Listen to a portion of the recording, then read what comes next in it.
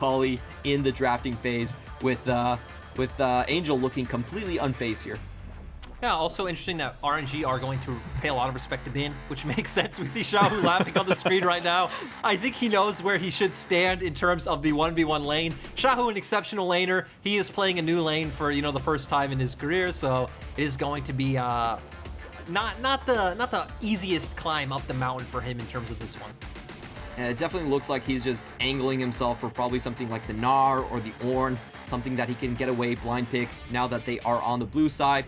And Xiaohu seems like he definitely seems a little bit phased right here. He seems like, you know what, I'm just going to take it. I hope my team can carry me through the finishing line. And we are going to see RNG going to go for Kai'Sa for Gala, a very good hyper carry player on the likes of Gala. He's carried his team 30+% damage on whatever team he's been on, and really a good shoe-in for someone like Uzi, and Uzi himself has been quite impressed with this new youngster.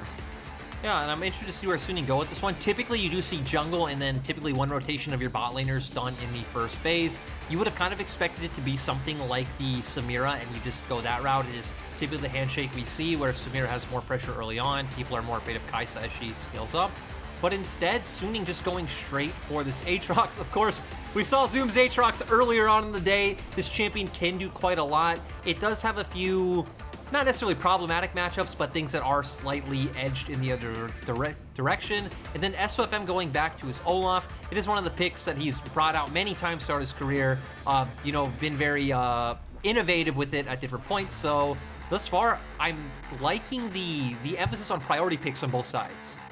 RNG definitely going for something more combo-oriented. They have the pick potential, they have the semi-globals on the likes of Kai'Sa and Pantheon, while also just shoring up a great control mage. On the other hand, for Suning's draft, I feel like this is a bit of a disrespect to Xiaohu. You don't just get the blind pick Aatrox in this one. I hope Xiaohu has something that he can potentially punish the likes of the Aatrox, or else, Suning kind of just gets away with murder on the draft, getting to counterpick both of their solo lanes. And we are going to see the bans away on the likes of the support. Ming has been showing up big on the likes of Alistar and the likes of Gragas. Both of those are off the table, and they're likely to continue just making sure that Kai'Sa does not have a good laning phase here. Yeah, and I'm interested to see what Suning actually go for, because obviously we typically see the Aphelios put with the Thresh from the fact that he's the Lantern and, helps the fact that Aphelios is very immobile. I think other things that can peel and disengage for the Aphelios is usually the way you'd want to go, but I mean, Gragas has been banned out by yourself. You have things like Galio and Maokai, which kind of play that role, but I think blind picking either of those is a bit rough. They don't really just go into anything, so I actually don't know where On is going to go with the support pick. We have seen some teams flash around the Tahm Kench, but not really a high priority in this meta whatsoever. RNG are going to be the ones banning away Angel's Twisted Fate, one of his best champions. Is going to put Angel onto the Victor, which he's already found 2 victories on. And it does look like Suning are shaping up for a very tried and true double carry, front to back sort of style, or maybe they could go into a 4-1. While on the other hand, RNG is going to opt for more engage, doubling down on the potential catch that they can output with the likes of Pantheon. I honestly think if you're Suning here, you could just go Galio. Your composition is so good against what RNG picked up in them just running into you. You have so much zone control coming out from Victor. Aphelios loves when the comp runs into him. Once again, you're getting in melee range of a champion like Aatrox, which we saw earlier. So I feel like Galio definitely is the best champ to round this out. You have a very easy time in the Leona lane. You give priority and can, get off good reset timings and good roams. So Suning just going to lock that one in. Lyric, you are a goddamn prophet. Very well called out there. Galio is going to be the one rounding out the comp, but I want you to take a look at that rise. I don't want to look at it, Clement. I don't want to look at it. I don't really know where RNG is going with this one. They draft this 4-man squad that all wants to run in. Like, they said that from their first 3 picks. Suning read it beautifully. And now you're drafting this Rise. Not a champion really see played in solo queue. Not a champion we've obviously seen in LPL at all. And it changes the dynamic of your comp completely with, again, having, I guess, more of a side lane threat, being able to play out in that way. But I'm not going to be honest. I'm going to be honest with you, Clement. I don't really understand the pick. I guess we're going to all learn and see how this does, but I don't have a lot of faith in it. I like Suning's draft quite a bit. Yeah, and you can see Suning's coaches definitely have a laugh at that one. Rise, we haven't seen him for the entire split. Xiao looks a little bit nervous, but this is the champion of his choice. He has done great things on the Rise. I would say that he's probably been the best Rise player outside of Goimby that we have in the LPL. But once again, he is going against the meta. Rise a very slow champion pick in these days. You don't get that much mana from the tier anymore, and he's just been completely absent from the scene. Again, he's just a champion that is a very slow starter, like you just said, and a big problem with him that a lot of people felt even last year was you struggle so much in especially those first few waves. You're pretty much able to get a cheater recall against him as the enemy laner in so many matchups. So again, I'm interested to see what RNG's idea of the Rise is in this comp and how they're going to play around with it. And the fact that Xiao, who is playing a mid lane champion top, throws me back to 2019 Suiting in V5. I'm all in. This is pretty interesting because the Orianna is actually going to be picked up by Xiaohu, and Crying is going to be the one taking the Rise. So are we going to be seeing the first top lane Orianna? Oh my god, we're going to be seeing the first top lane Orianna. I mean, right, you ranged against melee, he should be able to have pressure, but it's going to be a very delicate matchup if Aatrox ever gets in there with, you know, like his E into W. Xiaohu will potentially have to flash. Speaking of blown summoners, Huanfeng did have to blow his cleanse, so at least a small win for the side of RNG. Great catch onto that one. Now we're going to take a look at the runes right here. Aatrox going for the electrocute. I'm going to leave that one for you to explain. And judging from the rest of it, it is going to be a more aggressive setup with the Hail of Blades on the Kai'Sa. So what do you think about this top lane matchup? How do you think it's going to pan out? I definitely think it's the right choice from Bin, right?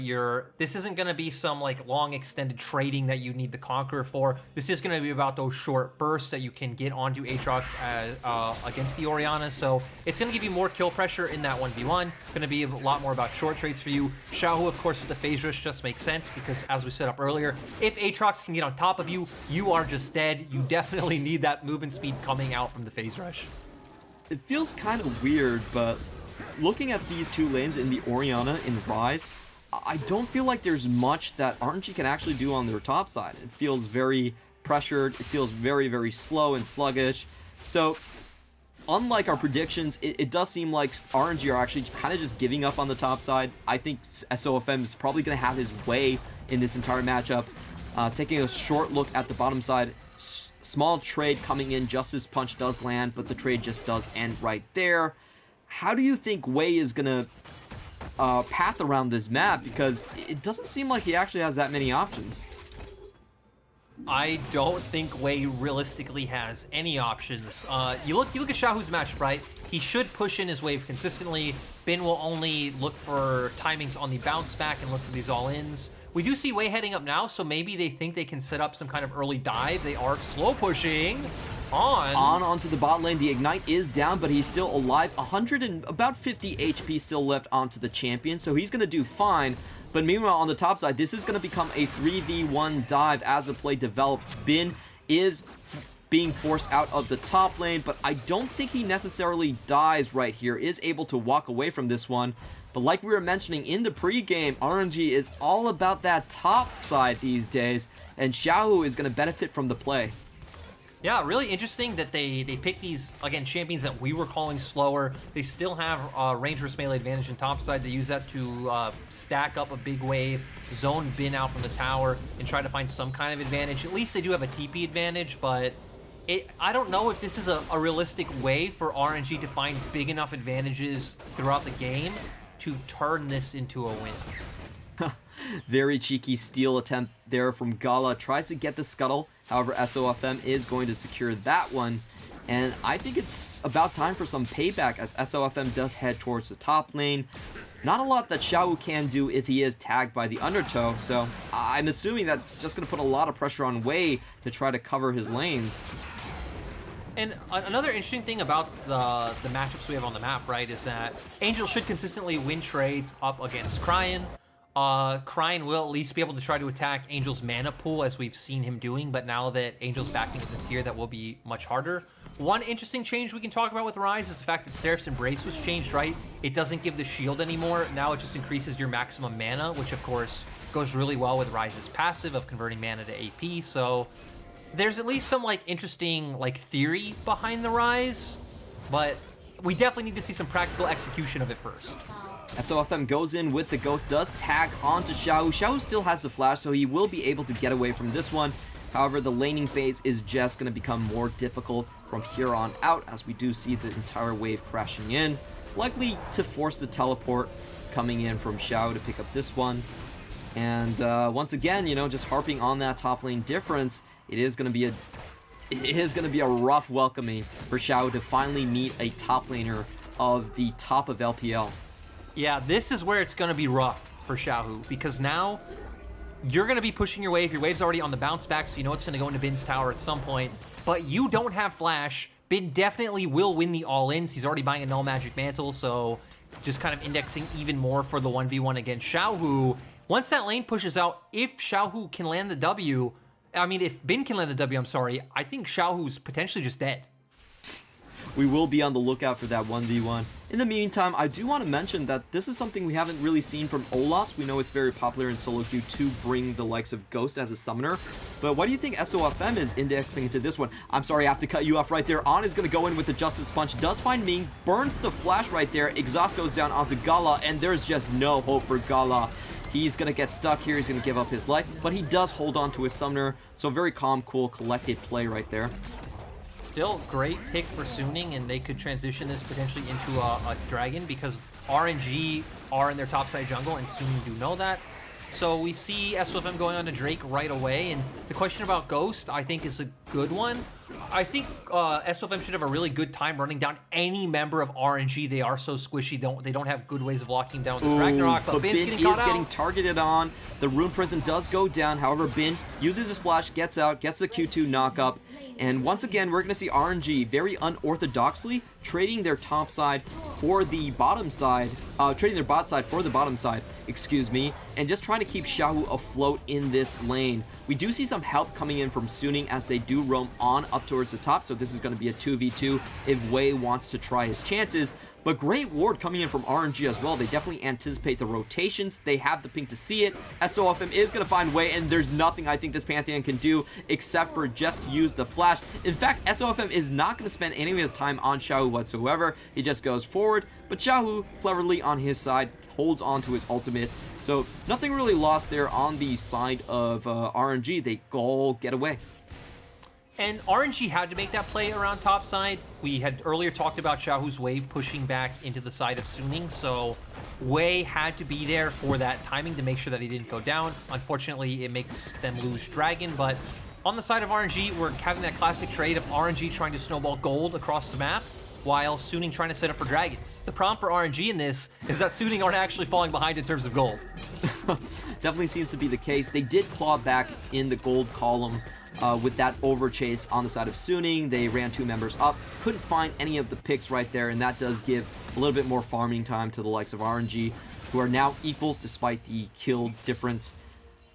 Looking at the map, we are seeing something that's pretty interesting and really common in patch 11.1. It is the buff Boots of Lucidity that we see being picked up here by Crying. A lot of mid laners actually just going for the extra ability haste on this one. How do you feel about this one compared to the likes of maybe the Merc Treads or the Sword Boots?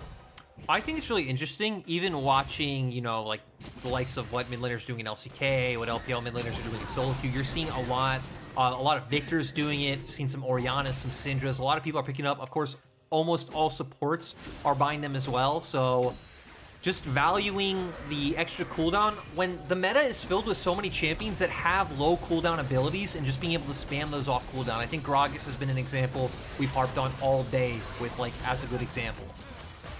Yeah, that ability haste buffed up to 20% in this patch does allow you to get your ultimate back up a lot sooner, so probably does help a lot in those pick situations where you do have to rely on that one. We did see an incursion coming in from SOFM onto the bot side. They are able to walk away from this, and this war has just been pure value for RNG. They've already caught the rotation from Anne, and now they're going to catch the rotation coming in from SOFM once more, so Xiaohu really should not be dying to this. The thing though is, Dip Suning do have more members on the top side of the map, so potentially could even look to start up a Herald. I doubt they would, for the reason that RNG's bot lane is going to get a better reset. But, you know, with LPL teams, the fact that options are always there just because they're not the best idea doesn't really stop us from doing them. Hey, this league is all about execution, okay? So don't you talk bad about my boys. They do what they please on the Rift. Hey, I love it too. Like I said, nonsensical bloodshed is why we are all here, Clement Chu. But a slower paced game, I'm going to be interested to see how it pans out, because you have scaling elements on both sides. Obviously, we have Aphelios and Victor on one hand, but Ryze, Kai'Sa, and Orianna on the other. I even feel like Pantheon scaling now isn't too bad. 30% armor pen is actually, I think, pretty undervalued. It's actually like pretty insane to have just for free, so... But I still think the formation of Suning's teamfight later on will be better, where their comp just does so much better when when the enemy champions need to come into them. Ryze isn't really a high-range champion. He's gonna have to get in range of Aphelios and Victor's abilities. Orianna still fits in that same suit as well. And on the map right now, we do see a very good timing window from RNG, taking away the Herald while there is a blue handoff on the side of Suning. They're not going to trade anything away for this one, just pure profit on their side. And we do have to take a look at Xiaohu. Those top lane dives have been making a difference. He's up almost 30 CS against the likes of Bin. And if you put someone that far behind in the CS column, it doesn't matter how good mechanically they are, they're not going to be able to challenge. And with how well he's been doing in the lane, with all the help he's gotten, of course they're going to drop the Herald here to be able to finish this one off. We've had Cryin consistently hovering towards the top side as well, just in case he needs to like pop an ultimate and get over there quickly. So now we're going to see what RNG's lane assignment is going to be, because, okay, Xiaohu is very far ahead, but you still, as an Orianna, wouldn't really want to sit in a long lane against an Aatrox. He's realistically only going to do it if Wei keeps shadowing for him. And I guess if you are RNG's bot lane, you've just been straight chilling this whole game. You don't really need the jungle attention. You can just keep Wei with Xiaohu playing through that side lane. So very interesting choices right here. It seems like they're going to have to decide who draws the short straw on RNG's side and actually go up to the top lane to kind of face Bin. However, in the meantime, Suning are going to use this opportunity where they saw double members pushing on their top side. They're going to equalize that out with the double Drake. And with the formations you're talking about, I do feel like Suning have the better 5v5 composition. They do have a more traditional frontline aspect in their composition. How do you think RNG is going to be able to break apart into that river? I think RNG are going to need to keep doing what they've been doing and kind of finding picks with the Pantheon and playing through like sides, playing through tempo. The one good thing about Ryze, right, is that ultimate, he will always be able to move first, so theoretically you could get numbers advantage at certain times, pick off one member of Suning and convert that into like river control into an objective. So that's probably what we'll keep seeing. And I just have the feeling if we do get to a point where it's going to be about 5v5s, RNG will really struggle. I mean, you would need some kind of play of like Wei flashing in onto like Huanfeng with Gala jumping in with his ultimate and pretty much instantly deleting him, but that doesn't sound too realistic when you have Galio peeling for you, when you have Victor Gravity Field there as well. Angel gonna find some damage, pops a Chaos Storm just to force Wei away from the play, and they hold on to control for this river. A little bit early for the ward contest, but Suning looks like they don't want to give up any ground concerning their Drake stack.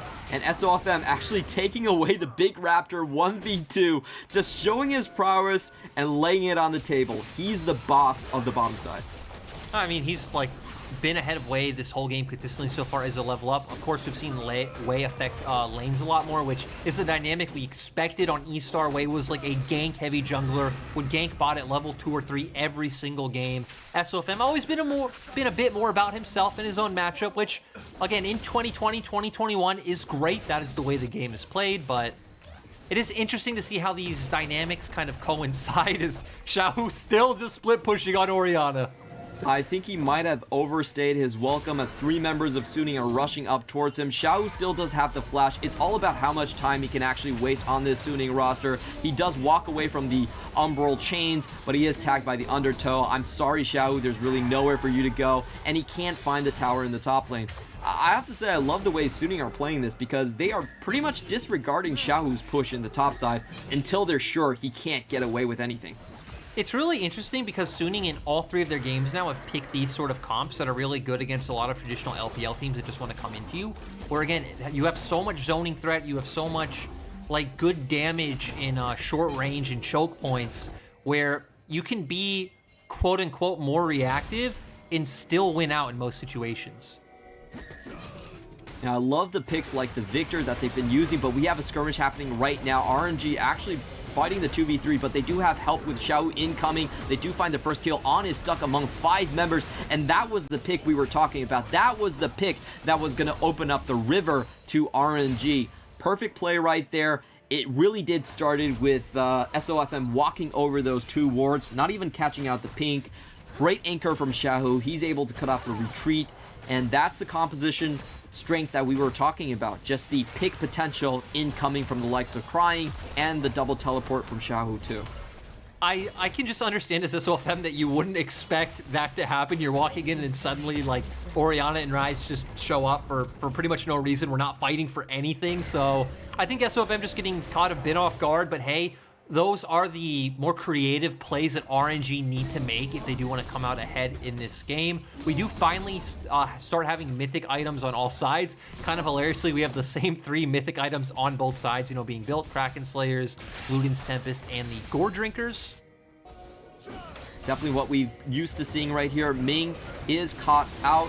They're returning a bit of damage. Xiao is in position as On comes down. Another Undertow comes down. The teleport is in, and it looks like they're focusing onto Wei. Wei flashes out. Ming is still alive, but not for long as he goes down. And a great play by Gala actually finds a trade back. Xiao flashes very aggressively forward, trying to find the kill onto Angel. That is not going to suffice. And we're talking about a really good setup for RNG to actually stop the Drake stacking incoming from Suning. They have a lot of low members. Angel is close to being dead, and he has to find the teleport back to the scene. In the meantime, RNG are going to benefit, and they're going to take the mid lane tower off of a fight that Suning started. Yeah, now RNG do at least have vision control of bot side river with Dragon coming up in 15 seconds. That was a really nice ultimate coming out from Xiaohu as well, and I want to see now if RNG will be able to manage range against Suning's comp. Again, I feel like the primary carries of Suning do outrange their RNG counterparts, but you at least have positions like that where you can punish members like Bin, SOFM, and On. Yep, 1100 on the likes of the Death Ray, and I think it's 600 onto the likes of Aphelios, so definitely they have a lot of range advantage when it comes to the 5v5 team fight, and this is a pretty interesting play. Suning are saying that, hey, we gave up the Drake, but we know you want the 5v5s. We're going to start the Herald immediately and goad your team composition into our trap. It looks like RNG are having none of it. They're pinging the question marks, but the one thing they aren't doing is setting foot in River.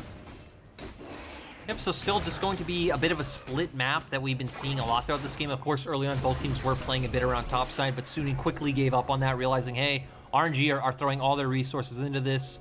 Now RNG getting Drake, Suning gonna get Herald. Suning, I don't think have a obvious place where to drop this one. They still do theoretically, in my opinion, benefit from having longer side lanes with the fact that Bin should get into this game at some point. The problem is that Bin has been set so far behind.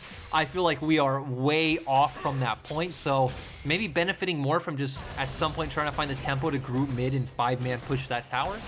This is such a wonky game, because I think RNG are benefiting off the fact that no one expects you to 3-man die for an Orianna. If Orianna gets fed, she's not going to automatically win her lane. She's still range versus melee, bruiser, and when it comes to the mid game, like you said so many times, Bin is going to win this matchup out at some point. So it's an incredibly interesting early game that RNG have been able to play, able to snowball, but the question really is, when does reality hit, and when do these matchups kind of reset back to their natural state, and you see these champions doing what they're supposed to do? I'm just questioning how far RNG can even keep this going. They're trying to fight around vision. They're doing a great job at forcing SOFM to walk over a ton of wards, but there is going to come a time where I feel like Suning are going to be able to turtle up and just wait and play for the team fights. Do you think that's the case? Is that your read? Yeah, I think Suning definitely can just keep playing this one slow. I mean, you're 4K gold behind, but I feel like the more the map opens up, the less options RNG has. You're not at any point close to threatening like Soul Point. I guess you could potentially bait a Baron, but they don't really have a great frontliner to like look for a turn. You only have your Leona, so RNG now, I think it's about just pushing your lanes in, controlling vision, and hoping like Suning are caught in the kind of like crossroads of moving between waves. On the RNG roster, not at all range on these champions. They certainly are not going to be threatening these inner towers. They do have a very comfortable gold lead, but as you mentioned, still very far away from those critical objective stacks like the Dragon Soul that we were talking about. So I guess the game is just going to be a lull for now, and I think it's going to be a great opportunity for Suning to kind of farm and scale into those teamfight phases around the Baron, around the Dragon Soul like we were talking about. So I'm sorry, LPL fans, this game is going to be a little bit slow. There's not going to be enough blood going on for you to keep you completely awake through this one, but please bear with us. There is going to be a massive explosion that comes at the end of this. The one thing that is interesting is that Gala is Whoa. Oh, okay, RNG. Okay. That was a very early Baron play being called before the 21-minute mark, and they're going to get away with this. There's no one on the Baron. Suning are not reacting to this whatsoever. I love it, Clement. You don't need to have like great Baron turn potential when the enemy doesn't know. We said in our last series, all the top teams would force us in the LPL. 20-minute hits, you think, okay, my enemy's a moron. They don't think I'm going to do Baron. Me doing Baron would be absolutely insane. But I am insane, and they go for it. Oh, definitely an unexpected play coming out right there. It would have been disastrous if RNG were caught out, but they're willing to chance the very early Baron with almost no front line, and they get away completely scot-free on that one. I love it. So walk me through, how is this going to change the meta, the matchup right now, though? I feel like for RNG, you at least now have the potential pressure to... We've already seen them consistently pushing inside, so you can now push insides, you know, all group up to one lane, and now at least with Baron, you should at least have the siege potential to start threatening to knock down towers, so that's definitely good. They will also be able to easily take this free Drake. I don't know if they can actually dive the likes of Suning's comp, so I still question if they'll really be able to break into Suning's space, but they should at least be able to keep Snowball and Gold. Okay, we can't keep our fans waiting for long. There is going to be a team fight in the middle lane right here as SOFM goes down incredibly low. Wei does find the final tick onto that. The Shockwave does go down onto On, but he is able to walk away with that one. And once again, RNG are transferring their priority into these picks across the map as they have total control over Suning's jungle.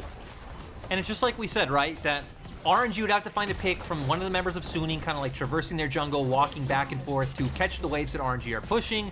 RNG find that opportunity, now they're just pushing in both side waves, and they should feel pretty good. I don't think Suning can realistically look to engage on them, but RNG's still gonna play it safe and just back off and take the free dragon. I love the way that they used that Drake to kind of bait out the picks right there. They had full vision control. They knew someone would have to check sooner or later, and it was SOFM that was caught out in the end. I guess the question right now is, when can Suning actually turn these team fights back? Because they've lost priority, incredibly large amounts of priority here, and just looking at this team fight, it doesn't seem like there was much that they could do. Yeah, with the fact that we are at a 6k gold lead, I still think this gives it gives RNG the room to push out the lanes, take enemy camps, find picks if Suning are in their jungle. But right, their composition still doesn't have a great way of actually breaking down the inhibitor turrets once Baron is gone. So I feel like Suning should realistically be able to at least buy a few more minutes until the next Baron. That time around, they should know that RNG are cheeky enough to go for that play. And just talking on that point, I love that this game has been a sequence of like RNG like looking at Suning saying, you don't think I'm dumb enough to do this? You don't think I'm crazy enough to do this? And then they do it, and that's how they found all their advantages. It is beautiful. I love it. The strongest play is the play that your enemy doesn't expect. I can definitely see where RNG are coming from. And like you said, this is a really weird game because RNG are basically throwing composition and matchups out the window in favor of this wonky sort of topsy-turvy macro game that I honestly feel they kind of inherited from Uzi's era, but they just flipped it towards the top side. They said, we can do the same thing on the top side, and it really isn't about your comps. It's not really about, you know, the laning matchups itself. We can forego that. We're just going to out-macro you. Yeah, it's really interesting because it's just about, hey, do we have champions that can push their lanes? And if they do that, right, they have the ability to make certain plays on the map. But wait a minute, Wei is actually getting caught out right here. Flash being used by On. They are going to find him, but he has a Gore Drinker, so he's going to go back to over 50% HP. And that play, unfortunately, for the Blood Gods and our fans of the LPL is going to fizzle out. We will have to wait a couple more minutes until the big showdown finally appears.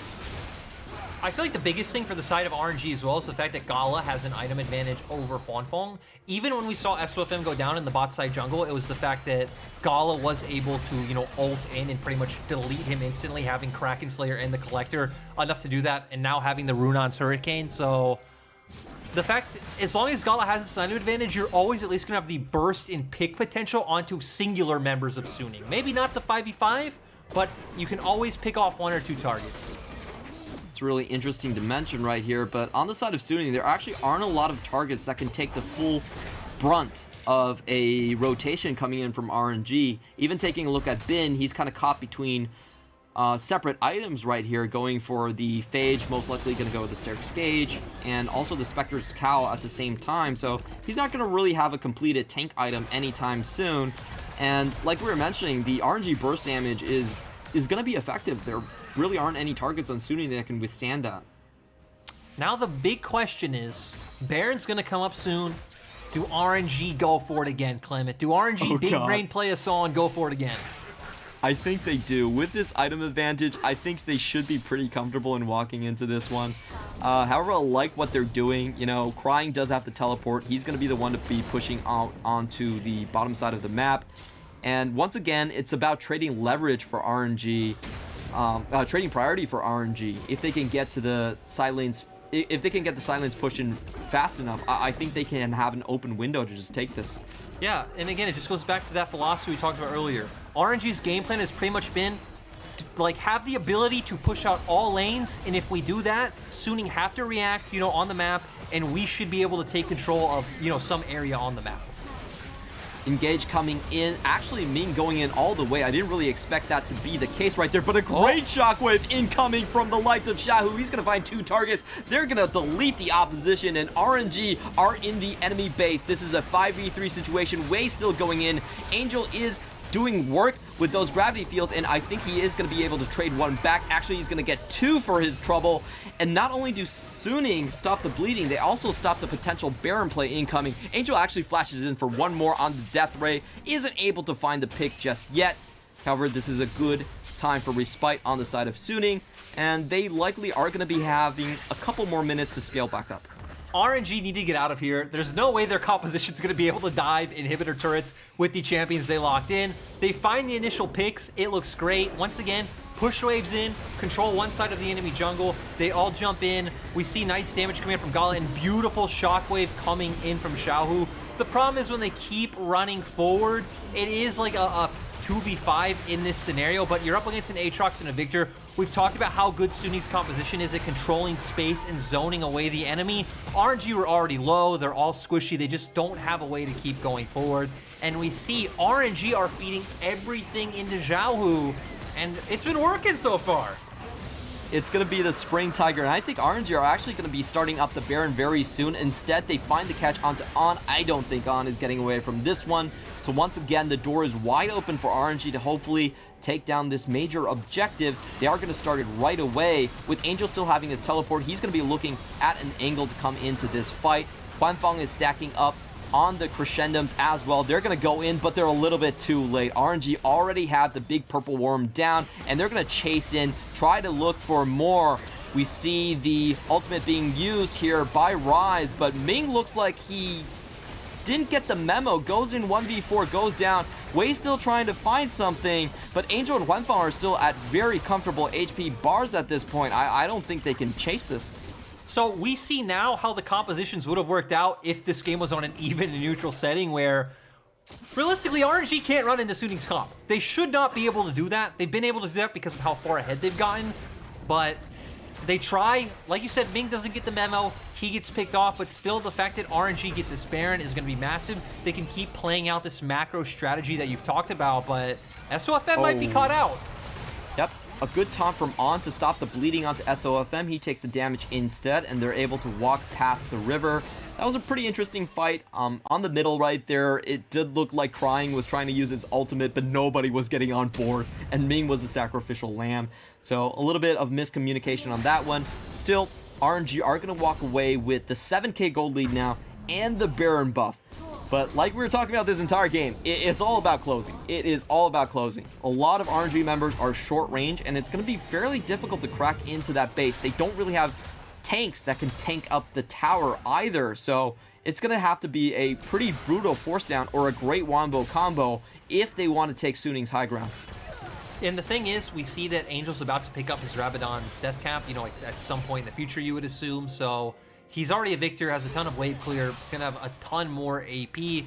Not gonna be easy sieging these turrets. We've already seen RNG at no point in this game should be at a stage where they can really dive Suning's inhibitor turrets, so it's still just about pulling the side of Suning around the map, or delaying long enough for Elder and burning that one down like you've burned Baron, but at that point, Suning should definitely be at a point of power.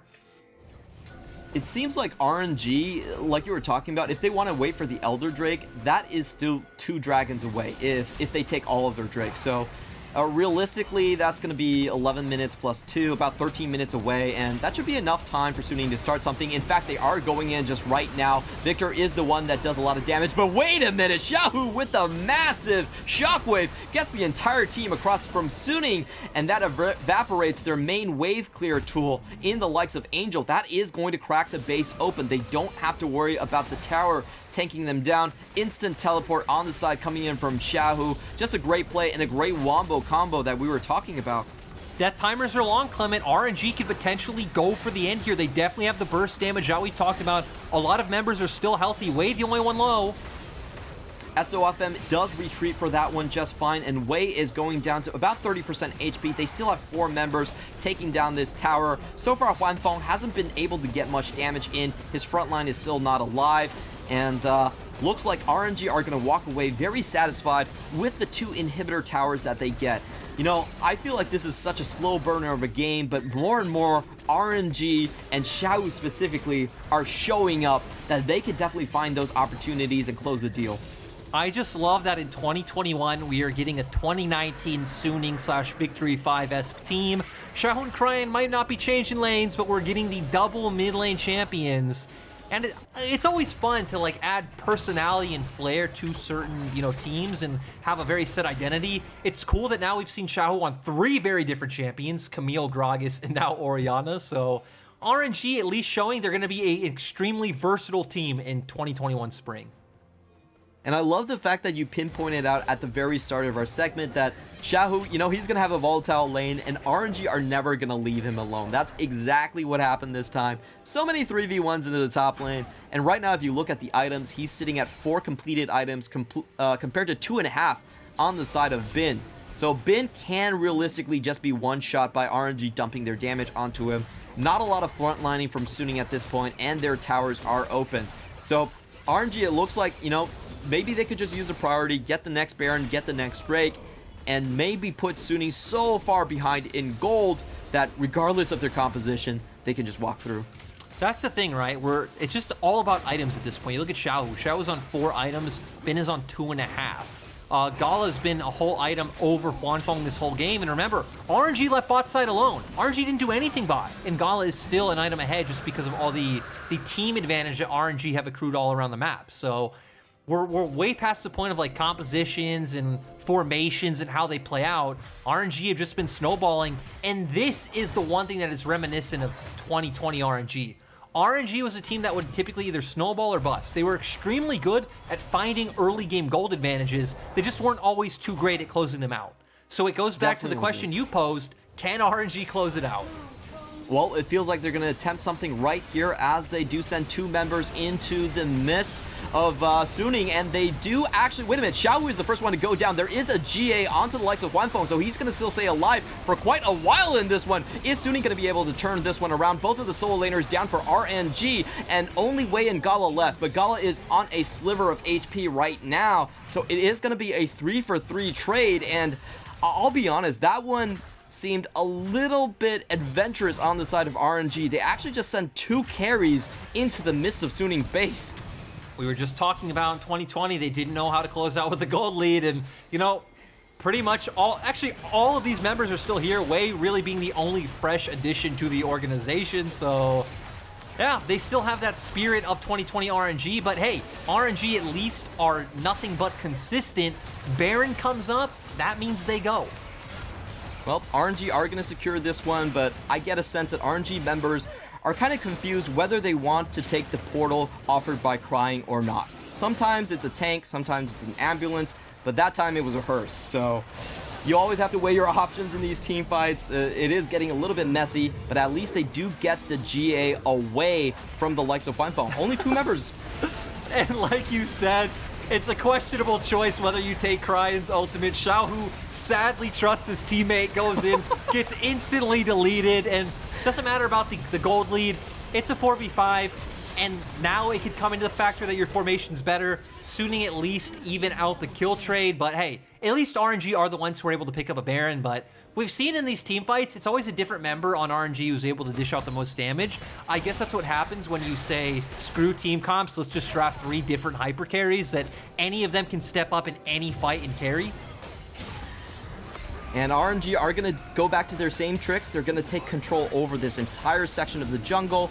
They have secured that 3rd Drake without much opposition whatsoever. So just looking at it, the Dragon Soul is coming up, but I don't think Suning are actually too worried about that Dragon Soul. Sure, it does help with the kiting. It's actually pretty damn good on the likes of Orianna and even the likes of Rise, as they can kite away from the melee champions on Suning. But I don't think Suning are too worried. Probably still waiting for that Elder Drake to make their great comeback. And once again, it's all eyes onto Xiao, who can he actually find that perfect shockwave, potentially to knock open this base. Yeah, I think we also need to keep our eyes on the other members of RNG on the map, because Cryan is in the bot side, isn't showing on the map yet, pushing out that wave, as Wei is mid, so Suning could just all in one side. But they do miss the ultimate from Wanfeng, not able to find the Gravitum. Actually, RNG are the ones to still go in right here. They have a numbers disadvantage at the start of this fight, but we see Wei coming in. They're fighting underneath their tower, and I don't think they can actually find the kills. Gala actually goes into the backline, finds 2, does trade his life for it, but that is a potential chance for them to open up this game. Wait a minute, Xiao actually does go down in that one. Bin can't find the final shot, and Crying dies to the tower. This game is going to go on, ladies and gentlemen. Oh, Wait. And we see a TP coming out from Angel. There is that extra move speed that Angel could potentially use, but he is going to decide and save his inhibitors instead. So a bit of a wasted TP right there. However, these fights are kind of questionable on how RNG wants to play this. You can definitely get a sense that RNG wants to end this before they eventually have to face some sort of a 5v5. They go in when they were in a 3v5 situation and only had the rest of their members either teleport or use their ultimates to get into the fight. And throughout all of that, they were still fighting underneath Suning's tower. Yeah, it's definitely not an easy comp as RNG's to close out. That's why we've just been so baffled with the composition pretty much this whole game. But we see Ming is the one who goes in. Wei isn't here. Wei hasn't started channeling his ultimate. We don't see Cryan in the fight until now. So Wei gonna get bursted out extremely low. Ming is already dead from engaging pretty prematurely. Gala tries to put the team fight on his back, but Suning's composition loves this. They love when you run into their champions, and sadly it ended up being a 4-for-4 in the end. Angel's getting caught out right here. It is a 3v2 situation. They actually do zone out the retreating members of RNG, and Wei looks like he's about to go down. So Suning, it's been a long time, but they finally have a kill lead onto the board, at least in this specific fight. However, the members of RNG are still overwhelming on that situation. RNG are going to be able to take away the Cloud Soul, but that was kind of a close one for Suning to be able to claw back onto the map. They do have all 3 inhibitors right now, and I think RNG are going to once again probably take this pretty slow and set their targets on the inhibitors. Look, Clemenchu, I have no analysis for you right now, but I have a gut feeling, I have an instinct that we are going to get the Elder in 5 minutes. Suning are going to win the one team fight that mattered, and we're going to realize for all of RNG's genius, it didn't matter at all. Oh my god, I love that prediction. That would be the perfect LPL ending, honestly. I'm sorry, RNG fans, we don't want to bag on this, but of course they are going against a lot of the fundamentals of League of Legends in terms of comps, in terms of matchups. This is not what you typically see, and for now, we have to see it to believe it. That's going to be our line from both me and Lyric. Honestly, I kind of wish that RNG can make this work, because this is so revolutionary, it is so unexpected, and it's just a breath of fresh air when you've been watching standard League of Legends for a while. I mean, today was a great day to re-debut as an LPL caster. We've had fun games all day. If you didn't see the first series, it was awesome. This series so far starting off awesome as well. When we have all these great teams, it's kind of to be expected. But back in the game, we do see RNG just trying to play around vision control and vision denial in the top side of the map. Suning, of course, realized, hey, we win as a 5-man unit. We don't need to walk into them. Let's just keep catching waves mid close to our base and wait out the neutral objective we need to fight over. We don't need to fight over Baron. Baron actually doesn't matter. We only need to fight for that Elder buff, so we're going to continue to see Suning, I think, sit in their base until they need to come out. Wait for RNG to come to them and, you know, just kind of keep building up and getting your items. Oh, we are seeing a 2-man game into the bot lane. Do find Crying and instantly delete him off of the map right there. It was a great use of the, I believe, actual flash on the side of Galio. So burning that one just to find the pick. Very well done on the side of Suning. And, you know, we did just hear from our producer that no one in this game has Gathering Storm, which is actually kind of hilarious. No player took Gathering Storm this game. So, yeah, that was a lot of free potential stats lost.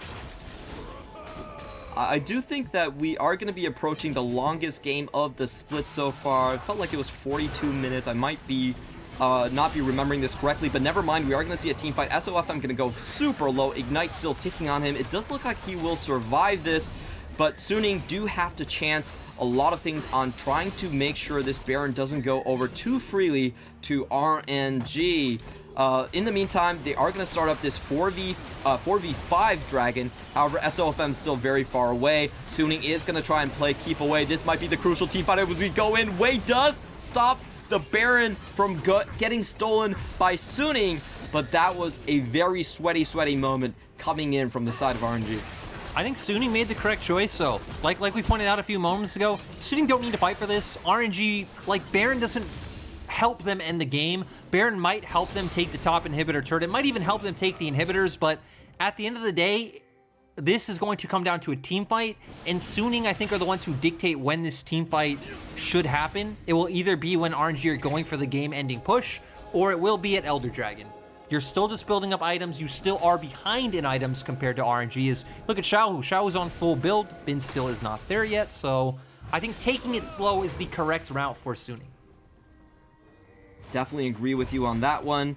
I do think that Suning probably prefer to fight around the Elder Dragon rather than their base towers, their Nexus towers, excuse me. So action will be forced around the 2-minute mark here, and RNG in the meantime are going to get a uncontested push into the top lane. Really good on their side for splitting up the map and just using that Baron buff, that speed up for the minions to create that illusion that Suning were safe. They're probably going to open up this entire base from this point. There's not any towers defending the likes of Suning now. I think it's definitely the best choice for RNG. Take the inhibitors, wait out that Elder, and then use that pressure coming from the minions to just, you know, play that push and pull situation on the map for Suning. Hey, do you answer your minions and give us Elder, or do you lose your base and we play this? Ooh, Suning though. RNG, I think they're just trying to use some zoning ultimates, make sure they get the triple inhibitor. It is up to Suning to actually start this one, and in they go. Huanfeng is actually in a very good position. He's not touched at all, but On is the first one to go down. Not enough damage actually being used, but questionable engage by Wei. Why is he going so deep? Never mind, he actually gets SOFM. Wei, you are a goddamn genius. I'm so sorry. Comes back with 1000 HP and is able to walk out with the kill. So it's still a 5v3, and RNG are looking to put the finishing touches right there. Bin does go down into his GA. He just finished out coming out of the fountain. The tower's all down. Bin still does have a chance to go in. He actually flashes in. Huanfeng does find the kill onto Xiao, but it's still a 1v3. I think this is where the game is going to go down for the likes of Suning. They still can't defend, and RNG win a long, grueling macro game against the like of Suning. This wasn't about their individual skill.